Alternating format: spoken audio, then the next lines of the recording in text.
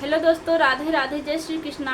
दोस्तों, आज हम आप लोगों के लिए एक बहुत ही दर्द भरी गीत लेकर आए हैं, जिसमें एक बेटी के बाप नहीं है और वह अपने दर्द कैसे बता रही है।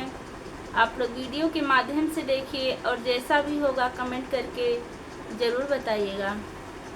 ससुर में रोवे बिनु बाप के बेटियवा के हम नैहर बोलाए ना।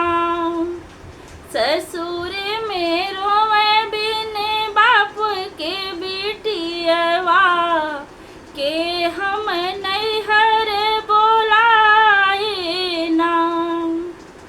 भैया तो मोरा वही दिन में बिसारी दी है, यही दिन भईन विदाई ना। भाभी के हमरे कठिन कर जवा के अब करी है पूछाई ना। भाभी के हमरे कठिन कर जवा नैहर के बोलवाई ना।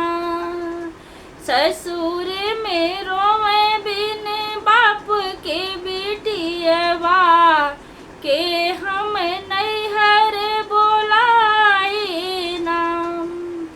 चाचा तो मोरे वही दिन में बिसरी गए, यही दिन चाची अलगाई ना। बपई के बिना मोरा कोई ना सहाया, के करे आस लगाई ना। बपई के बिना मोरा कोई ना सहाया, के करे आस लगाई ना। ससुर में रोवे बिन बाप के बेटियवा के हम नहीं